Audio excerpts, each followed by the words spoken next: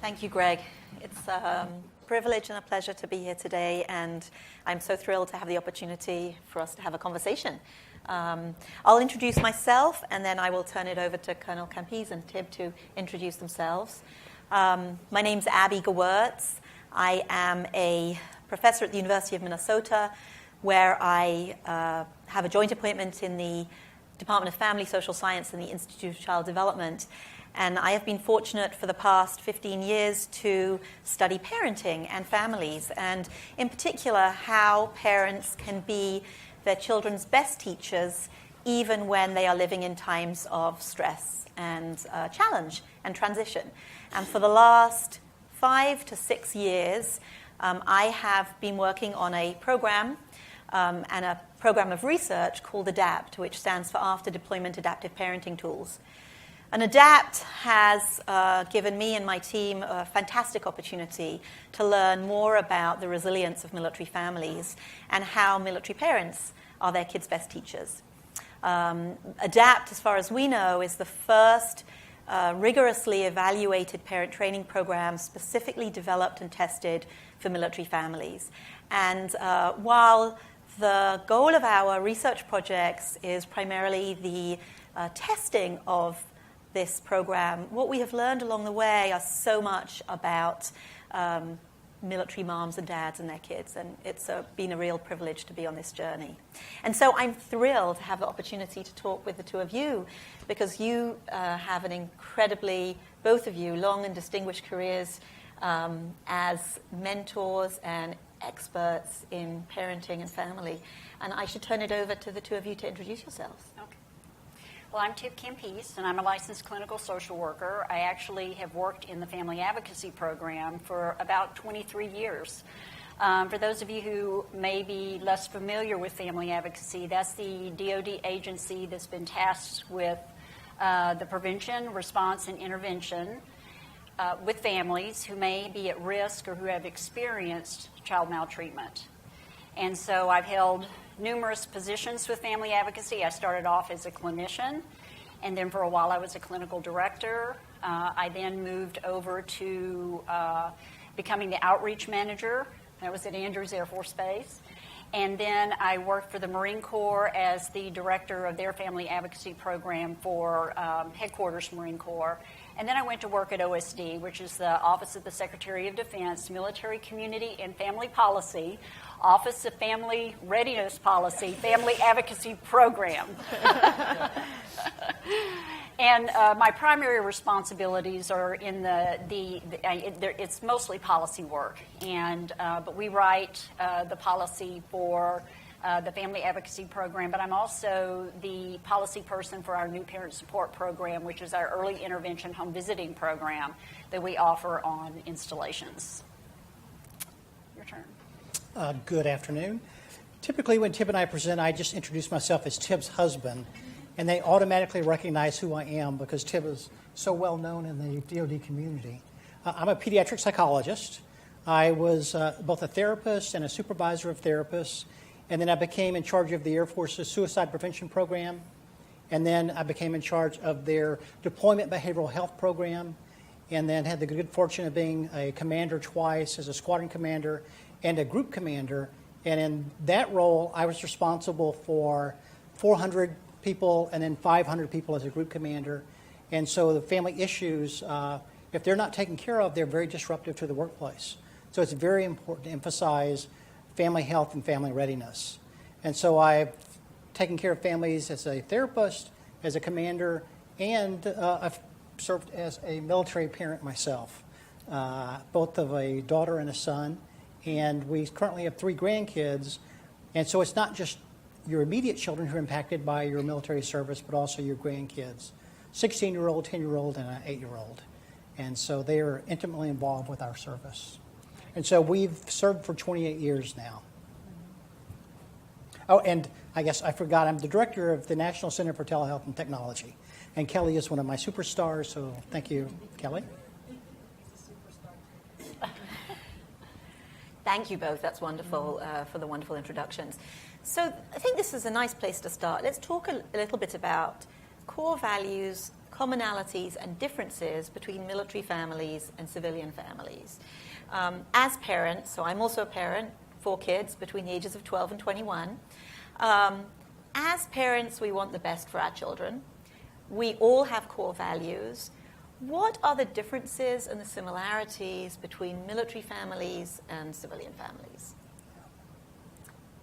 Okay, I think you were going to talk about what all parents Okay. want for their kids. Regardless of whether you're a military family or a civilian family, the truth of the matter is we all want the same thing for our children. We want them to be academically successful. We want them to have healthy relationships. We want them to be able to solve problems on their own. We want them to be independent. So that's kind of the inherent commonplace factors across all families that all parents want for their children. And I guess I would add, it's also important to think about what all families need. We tend to think that the military families have more unique needs than they have common needs, but it's actually the opposite. With other families, all families need friends. All families need social support. All families need good, reliable information on child development. And they need to know how to discipline effectively and that it's attuned to the developmental stage of their child. We also need to know that all parents need skills. They need good listening skills. They need communication skills. They need good self-management skills. And we also know that sometimes parents need concrete help. You know, parenting over the course of the lifetime, what we've discovered is you'll have pockets where you just need concrete help. You need to know where to go to get the thing that you need and with ease. So, right, absolutely. You know, I sort of reflecting on what you're saying about there are universal needs that families have. I also think about ADAPT is based on a model of parent management training called PMTO, the Oregon model.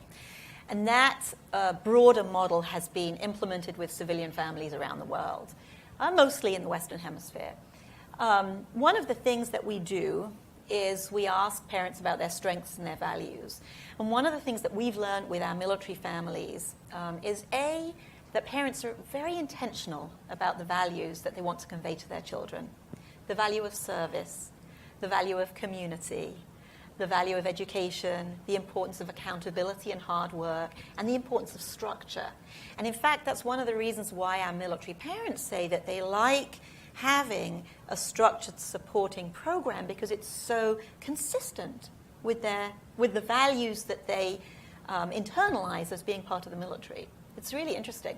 I was doing a congressional briefing a couple of years ago, and a colonel came up to me, a mother, and said, I always worried so much about my kids because I was deployed a number of times as they were growing up, as they were teens, which is a vulnerable time.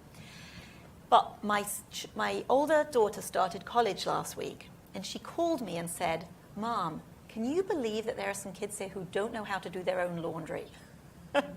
So I wonder if you can comment a little bit on the values, you know, the autonomy, the service, the community that you think are special.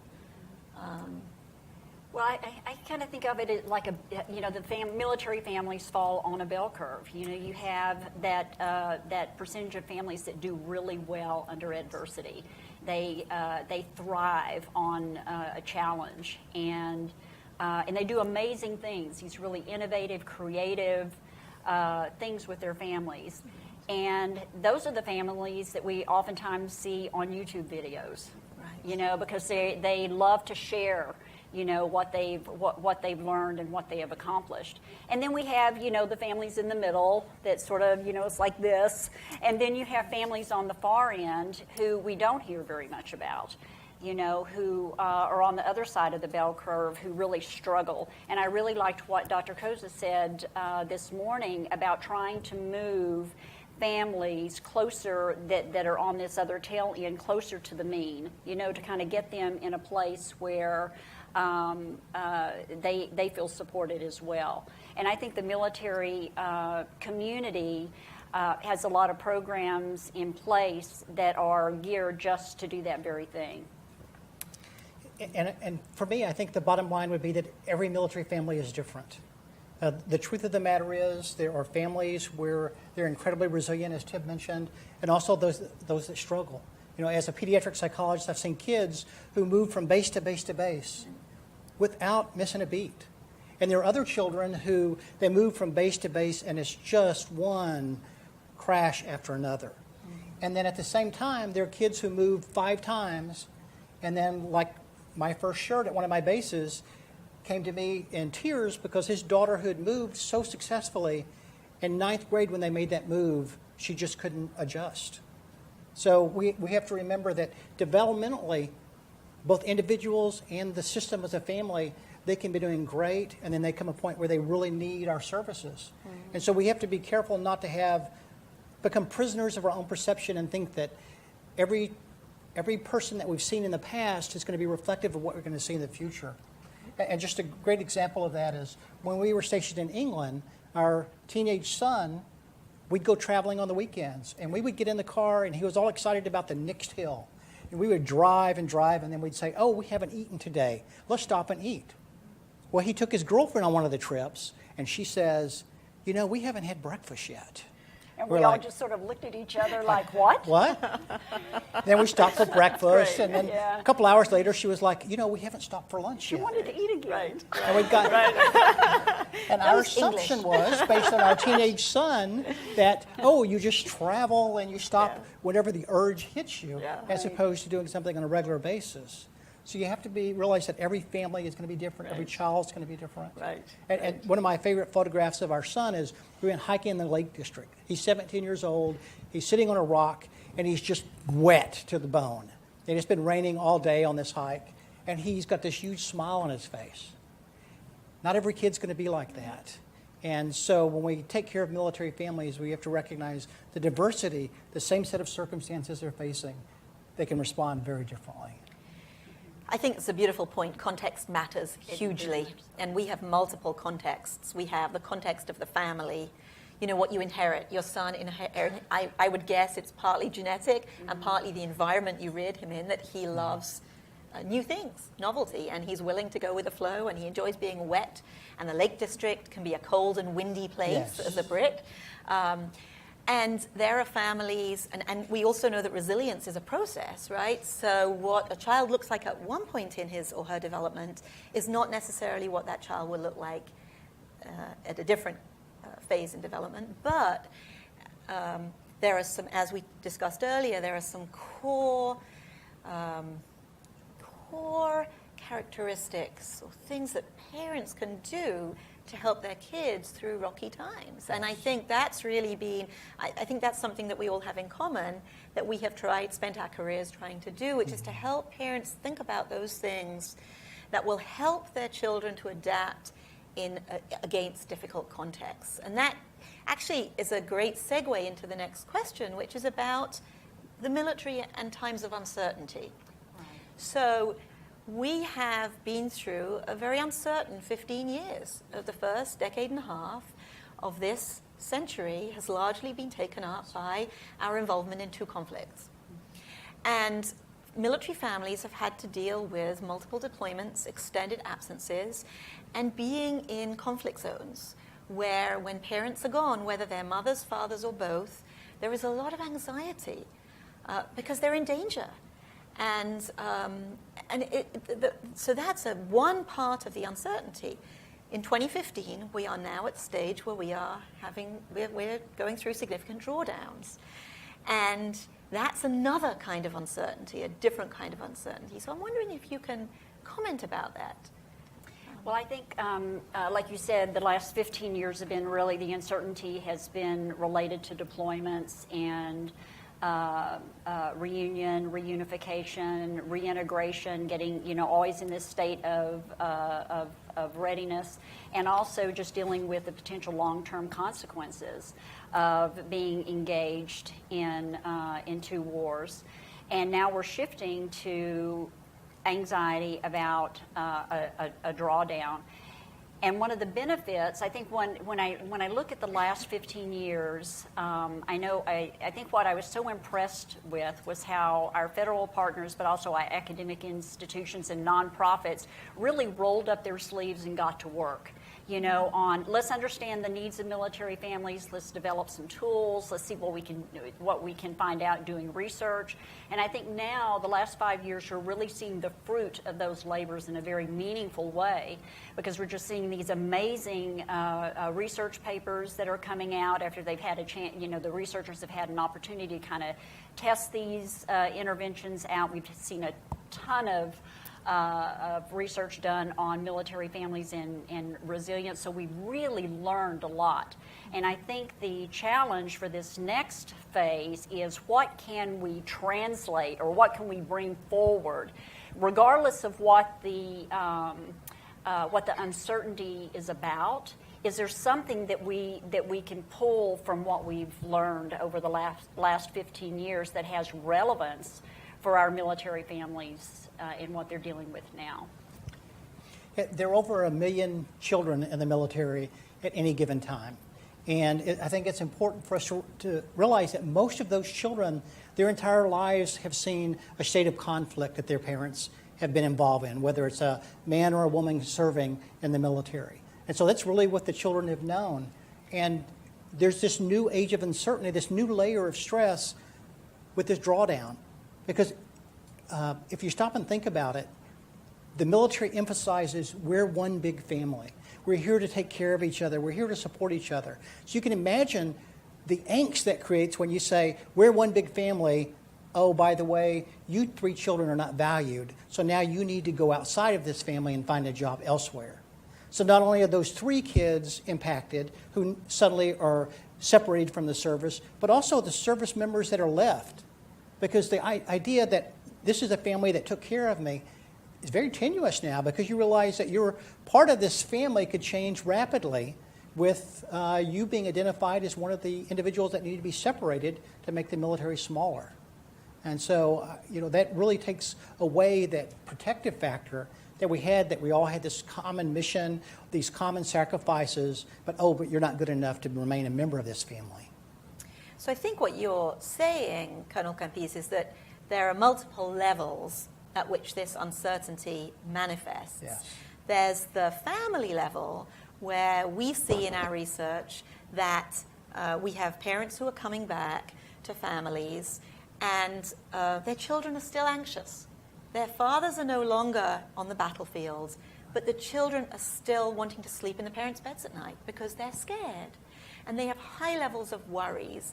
And one of the things that we've learned is we can really help parents by teaching them how to respond to their children's emotional concerns and not just behavioral issues.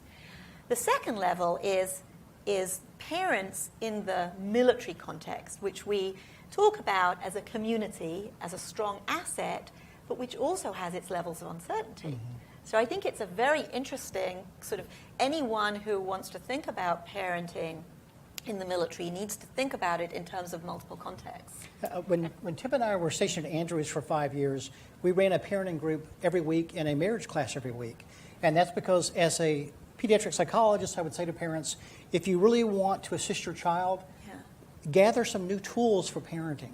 Expand the toolbox that you have for parenting.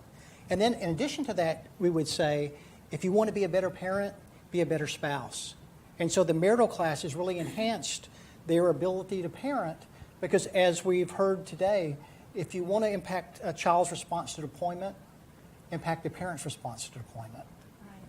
And that co-parenting relationship is so important. Right. But you're also talking about social emotional competence. Right. I mean, it goes beyond just behavioral. How can I change my child's behavior? It's about I think 0-3, when they talk about reflective parenting, that reflective parenting approach, and which is based on the developmental stage of the child. So, but parents learning how to work with their children in the social emotional realm, which is it may be a little unfamiliar with a lot of families, not just military families, but it's just such a key skill. Right. And by working on parenting, you've equipped you've become a life coach for your child. We parented a teenager while we lived in England, and he would mimic back the parenting techniques that we're using because he'd seen them so much. He was like a miniature therapist himself. And then it was interesting, our granddaughter was here last weekend, and she said to us, and I was very delighted to hear it, I'm better at the speaker-listener technique than Pop-Pop is. And so I wasn't offended at all because that meant my granddaughter, who was 16, was going to take that skill throughout her life. And yeah, I think that's a really important point. One of our participants, who's a lieutenant colonel, single mom, said to me, you know, my work, she separated from the service and went to work for a veteran-related organization and said, my work sent me on life coaching. And it was just like the parenting that we did, the Adapt. She said it was the same thing. And she said, I realize what I'm teaching my children are life coaching skills, which was a lovely thing. Yeah, in fact, we live in an amazing time right now. It took 85 years for there to be 159 million phones. It took 7 years for Facebook to have 1 billion users. It took 5 years for Android to create 1 billion uses of the Android. So we have kids that are going out there that are researching TBI and PTSD that their parents have. Mm-hmm. And it's the kids and the spouses who are doing the research that encourage the active duty member or the veteran to go out and get services. Mm-hmm. So I think it's an amazing period for us. Yeah, absolutely. And we'll get back to that because we're going to talk a little bit about programs and reaching people. But let's just talk a little bit about mothers and fathers. So we have a very interesting demographic in the military. Service members get married younger. They become parents younger. We have deployed mothers who are a very interesting and underserved demographic, at least from my perspective as a researcher. And of course, we have single dads as well. We also are still, I think, treating our deployed moms and our deployed dads differently. And they also parent differently, mothers and fathers, regardless of deployment status. So let me just start off with something that we talked about earlier, which was that how many military moms have said to me, and I think other people have heard this, when I came back from deployment, when my male colleagues came back from deployment, people stopped them in the street and said, thank you for your service and your sacrifice. When I came back from deployment as a military mother, people stopped me and said, how could you possibly leave your children? Right. So let's just take a couple of minutes to talk about both the attitudes towards mothers and fathers and also how they parent differently. Right. Why don't you talk about the double bind? Sure. Mm-hmm. In the Air Force, 19% of the service is female. And so it's the highest of all the services. The other services have anywhere from 17 to 15%. Mm-hmm. And women are in a double bind because you see Facebook where a mother of a 6-month-old is handing off their infant to a father or a grandmother or someone, and the Facebook is outraged. How could you leave your newborn like that? Whereas if there's a similar article where there's a woman making a statement, she really is reluctant to leave her child, her newborn, and the response is, would that mean some father has to leave his child? So it's a no-win situation for many of the mothers. So you're either criticized for leaving your child or not wanting to leave your child and having a male take your place. And so it's very difficult, very difficult. Yeah. And I think a lot of our support programs for mothers are primarily geared to the non-active duty mom. Right. And so I think we need to understand the experience of the active duty mom better. And like you said, there's almost nothing out there. And so I think that's a good place to start, is we need to hear their story, we need to understand what their experience is, and create ways that we can offer them in a support that's in a different model than what we're offering to our civilian moms. I look at our interactive play groups, the moms and the dads who come to the interactive play groups are primarily civilian moms, and the active duty dad will occasionally show up. We have on occasion had a civilian dad whose wife was deployed, but we rarely get the active duty mom, number one, that she can get time off work to go to an interactive play group. So, but the other thing, given that I work in family advocacy, I've worked with a lot of active duty females, in the social work field and the mental health field, and all of them are very dedicated to their job, and they see themselves serving their country just like their male counterparts, and they get up every morning and put that uniform on, and they go to work to give it their all. And they want an opportunity. Many of them want the opportunity to test their skills in these challenging environments just like their male counterparts. But I don't think we really understand how best to provide them the support they need to make it possible for them to do that free of this double bind. Yeah. I think that's a real challenge. Yeah. DOD is beginning to recognize some of these problems. For instance, the Air Force just recently announced, like a month ago, that it was expanding the window where a mother could stay with her child before she was deployed from 6 months after birth to 12 months, which is what the Navy's policy is too. And then also the Air Force recently changed its policies about when you have to take your PT test. Many of the mothers were having difficulty with passing all the components so quickly after delivering. Right. And so they've expanded that. So I think that we still have a ways to go to recognize the special needs of mothers in the military. So this is really a challenge as we go forward. It is. It is. Yeah. It's an opportunity. An opportunity. Thank you, Yes. Tib. Absolutely. And if I could just talk about the fathers for a moment. So fathers also struggle, because I know as a father, when you come back from deployment, a system has been created around your world that involves finances, parenting, housekeeping, car maintenance, etc., that you were excluded from because you're geographically separated. And it's very difficult not to want to come in and immediately assert yourself in that environment, because it creates hostility. Right. So I used to do the reintegration briefings in Iraq before people came back, and I would explain, well, how would you like it if you deployed back to the U.S. and your replacement in Iraq called you and said, hey, listen, I was just reviewing your processes. They weren't very good. I don't understand why you were doing all this stuff. And how offended they would be.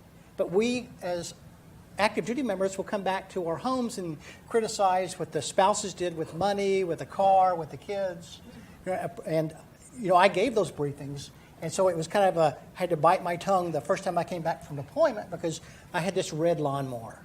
It was 2.5 horsepower. It cut through the grass without stopping. I loved that lawnmower. Well, I came back from deployment in December, and I'm dragging my bags to the front door, and I see my lawnmower on the side of the house under 2 feet of snow. It was so hard not to say something to Tib about the lawnmower. In fact, it was like the following July that I mentioned anything, and she goes, really? It was supposed to go in the shed? And I was so proud of myself, truly, that I had learned how to maneuver that lawnmower, and had become quite an expert at lawn mowing. I did not know about lawnmower maintenance. So, Thank you. This is, and your experiences resonate so well with what we found in our research, that mothers and fathers, interestingly enough, the same parenting program experienced the same way, with the same level of engagement and satisfaction by both mothers and fathers, actually impacts each of them differently. Yes. Right. And so mothers are impacted directly on their parenting practices. Fathers show improvements in their emotion regulation, and that in turn leads to improvements in child behavior and child emotional functioning as well. It's really interesting. We just we got the sign that we just have a few minutes left, and we have one more important topic to talk about, which is programs. And we're just finishing up a book on parenting in military families. It's been such a fun thing. It's been so exciting for me as an editor to read through the sort of state of the research and practice and programs and the beautiful work that's happening at the Department of Defense for parenting in military families. One, I think, of the key issues is, you both touched on this, how do we get effective evidence-based programs? And maybe that's actually not the first question. Maybe the first question is, how do we develop and rigorously test programs so that our military families get only the best that science has to offer. And the second question is, how do we get those programs into places that reach the families where they're at and in the way that they need?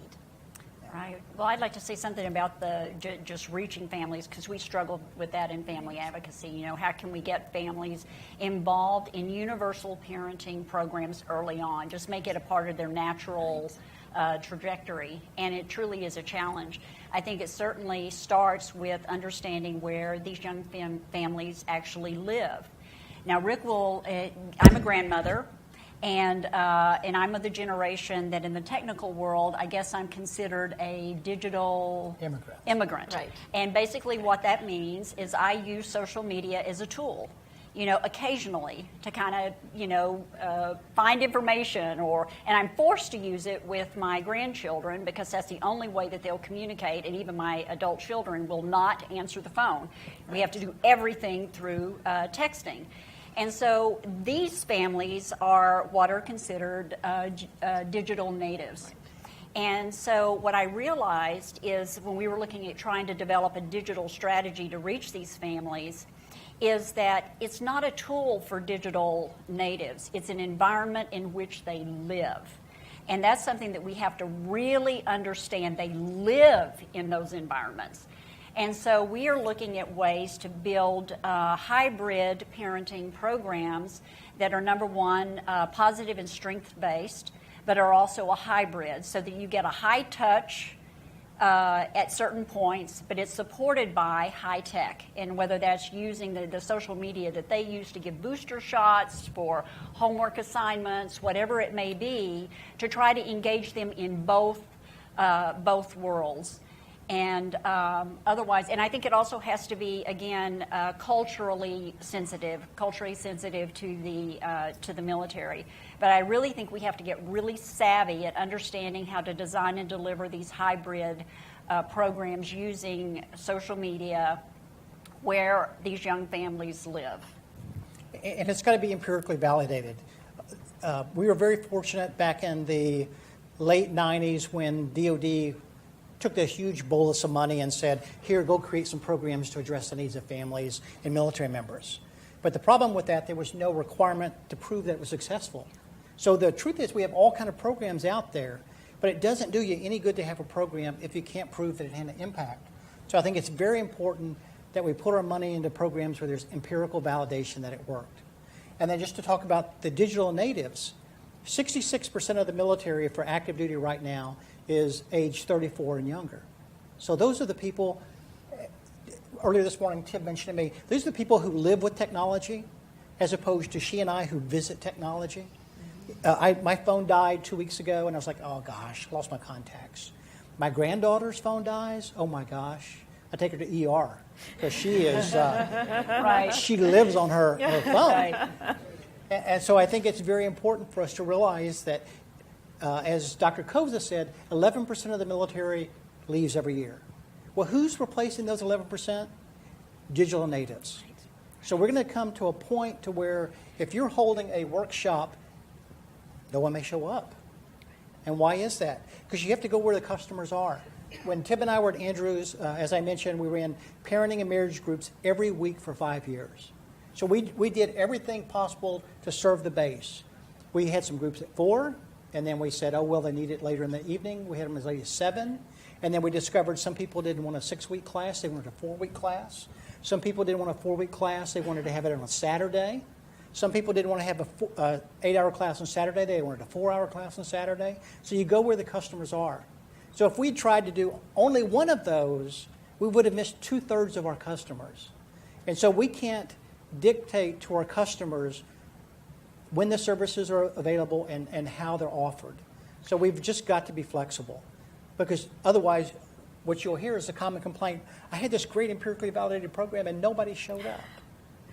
But I think what you're saying is that the presence of multiple communication options, Yes. and the fact that we have digital natives gives us a huge number of platforms Right. through which to deliver services. And, you know, we were talking earlier, I believe it was February, President Obama announced the Precision Medicine Initiative. Yes. It's a beautiful opportunity. The idea is that once we have empirically validated treatments and prevention interventions, we need to target them to people's needs and to their preferences.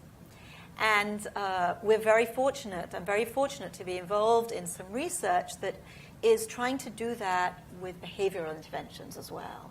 So that for parents, for example, we need to be able to identify who wants and needs the 6-week version or the Saturday version or the iPad version Right. or the text version, and understand who to target, what, and how much. Yes. And if we can do that, we can really serve our military families, and we can help them prepare the next generation Yes. in the best way. And I would also add that it's also about exploring the ways that we might be able to deliver those healthy parenting, effective parenting messages, that we embed them in the social media, like the way that they embed ads. You know, that when you're going through your Facebook, you know, these ads pop up. Right. And it would be nice if we could really leverage that, give it with messages about effective and healthy parenting.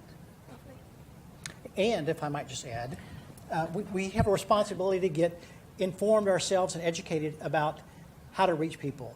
You know, the Apple Store opened in 2008 with about 500 apps. There are 1.3 million apps in the Apple Store now. 1.3 million. So we need to be able to say to people when they come to us what a good parenting app is. Right. And if you don't know what a good parenting app is, then we've really missed an opportunity to intervene with the family. Right. Gosh, so we have covered a broad range of Yes. topics. We've had a really wide-ranging and fun conversation. I appreciate it. We started by talking a little bit about values, military families, civilian families, what all families need and want, what all parents want for their children.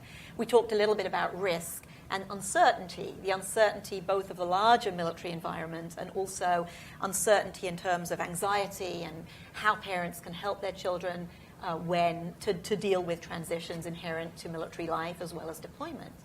And most recently we've talked a little bit about mothering versus fathering and the needs for more